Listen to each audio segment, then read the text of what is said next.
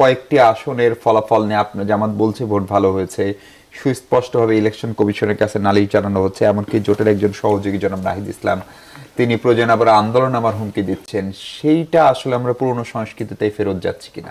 জি, অসংখ্য ধন্যবাদ। প্রথম কথা হচ্ছে মানে সকলের পক্ষ থেকে এবং আমি নিজেও সহ বলছি যে এবার ইলেকশনটা স্বচ্ছ হয়েছে, কোনো সন্দেহ নেই। ইলেকশন সুষ্ঠু হয়েছে, কিন্তু ইলেকশনের বিষয়টা নিয়ে যেখানে ফল গণনা পর্যন্ত আমরা ছিলাম, হ্যাঁ, যেখানে প্রশ্নটা সেখানে সেটা হচ্ছে গণনা এবং হচ্ছে আপনার ঘোষণার ক্ষেত্রে কিছু কিছু আসনে যেমন আছে এনসিপি থেকে একটু আগে সাংবাদিক সম্মেলন করে ওনারা কিন্তু বলেছেন, সজীব ভুঁইয়া বলেছেন 2008 সালের যে ইলেকশনটা, সেই ইলেকশনে বিএনপিকে 30টা আসন দেওয়া হয়েছে, সেখানে 32% ভোট এই বিএনপি পেয়েছিল, আর পার্থক্য ছিল মাত্র হচ্ছে 10 থেকে 12% পার্থক্য ছিল, কিন্তু আসনের ক্ষেত্রে প্রায় পার্থক্য হচ্ছে 230টা আসন আওয়ামী লীগ পেয়েছে। মানে হচ্ছে যে জোট, এই জোটে 77টা আসন পেয়েছে।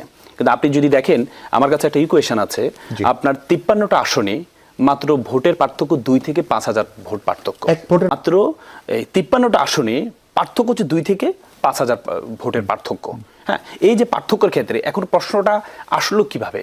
আসলো হচ্ছে এভাবে, আমরা যখন গতকাল কি দেখেছি, আপনি যে মির্জা আব্বাসের আসনটা দেখেন, ওনার আসনটা কিন্তু একসময় ভোট গণনা বন্ধ ছিল, এবং কি বলা হয়েছে ওনার যে ব্যালট পেপার, ওনার যে ওনার এই ধানের শীষে যে মার্কাটা এটা নিচে ছিল, নিচে থাকার কারণে যে পাশে যে ফাঁকা ছিল ওই ফাঁকায় সিল দিয়েছে, এগুলোকে কাউন্ট করা হয়নি। পরবর্তীতে এগুলোকে কাউন্ট করা হয়েছে, কাউন্ট করার কারণে উনি জয়লাভ করেছেন, এই থেকে জয়লাভ করেছেন। কিন্তু একইভাবে আপনি এটা যদি কাউন্টেবল হয়, আপনি যখন মামুনুল হক, আল্লামা মামুনুল হকের যে আসন, সে আসনে ওনার মার্কাটাও একবার শেষে ছিল, রিক্সা মার্কাটা একবার শেষে ছিল, এবং কি ওনার অনেকগুলো ভোট নষ্ট হয়েছে শুধুমাত্র ডান পাশে সিলটা মারার কারণে, সেক্ষেত্রে এটাকে কাউন্ট করা হয়নি।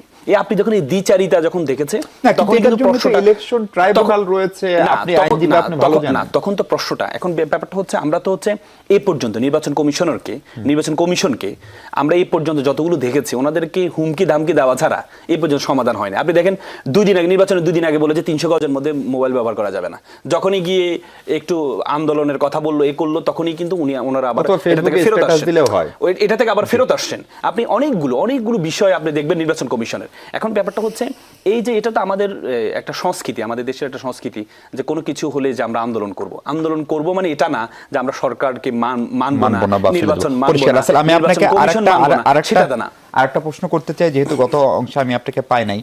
জামাত বরাবরই, জামাতের জোট বলেছিল যে 91 মডেলের ইলেকশন, শেষ পর্যন্ত কি এটা 91 মডেল ইলেকশনই হলো? কারণ আমি নিজে জামাতের করেছিল, তারা ক্যাবিনেট ফর্ম করে পেরেছিল এবং শেষ পর্যন্ত আওয়ামী লীগের ভরাডুবি হয়েছিল। না দেখেন, আপনার 91 মডেল কোন অর্থে বলেছিলেন? আমি মনে করি না, এটা জামাতের পক্ষ থেকে বলা হয়েছে এই জন্যই। আপনি দেখেছেন এই গণ অভ্যুত্থানের পরবর্তীতে ইলেকশনগুলো, গণ অভ্যুত্থানের ইলেকশন হয়েছে 91 ইলেকশন হয়েছে, এবং 90-এর যে ডাকসুর যে ছাত্র দলের যে ভূমিদস্য বিজয়, সেটার কারণে পরবর্তীতে 91-তে একটা যেখানে আওয়ামী লীগ ক্যাবিনেট গঠন করে ফেলেছিল, তখন কিন্তু হচ্ছে পরবর্তী দেখা গিয়েছে ছাত্র দল হয়েছিল। পরবর্তীতে 91-এর ইলেকশনে যেখানে ক্যাবিনেট তৈরি করে ফেলেছিল আওয়ামী লীগ, পরবর্তীতে বিএনপি কিন্তু সে সংখ্যাগরিষ্ঠতা পেয়ে ক্ষমতা আসছে। এখন পরবর্তীতে এই যে এবার দেখলাম যে একটা অভ্যুত্থানের পরবর্তীতে ইলেকশনটা হচ্ছে, এবং কি ছাত্র সংসদ শুধু একটা না, 5টা ছাত্র সংসদের যখন ভূমিদস্য বিজয়, যখন জামাত শিবিরের এই থেকে যখন হলো, তখনই কিন্তু এটা একটা আশা। এখন আপনি তো আশা করতে পারেন যে কম্পিউটার যে পরীক্ষা দিতে যায়, প্রত্যেকে তো পরীক্ষা দেওয়ার আগে চিন্তা করে আমি ফার্স্ট হব। এখন আপনি তো বলতে পারবেন না যে তুমি ফার্স্ট হবে না, তোমার চেহারার মধ্যে ফার্স্ট হওয়ার কোনো ভাব নেই, তোমার প্রত্যাশা করে। আপনি তো বলে যে গ্যাসে বাঁচে ফানুস, আশায় বাঁচে মানুষ, আশা তো করতেই পারে। আপনি যখন কম্পিটিশন অংশগ্রহণ করবেন, আপনি যদি আশাই না করেন, তাহলে তো আপনি শুরুতেই এক্সামের আগে তো আপনি পরাজিত।